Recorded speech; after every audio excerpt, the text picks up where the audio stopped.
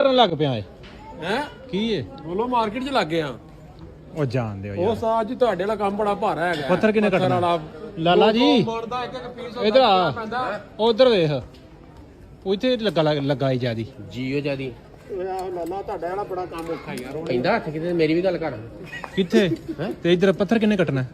ਪੱਥਰ ਤੁਸੀਂ ਕਾਹਦੇ ਲਈ ਚਲੋ ਜੋ ਸਾਡੀ ਇੱਥੇ ਗੱਲ ਬਣ ਗਈ ਕਿਉਂ ਓਏ ਉਹਦੀ ਅੱਗੇ ਰੇ ਕਿੰਜ ਬਣੀ ਇਹ ਕਿਤੇ ਪੈਂਦਾ ਹੀ ਹੱਥ ਦੀ ਯਾਰ ਨਹੀਂ ਲਵਾ ਦੇ ਨਹੀਂ ਆ ਕਿ ਸਟਾਲਾ ਖਾ ਕੇ ਲਾਲੇ ਨੂੰ ਵੀ ਲਵਾ ਦੇ ਹਾਂ ਲਵਾ ਦੇ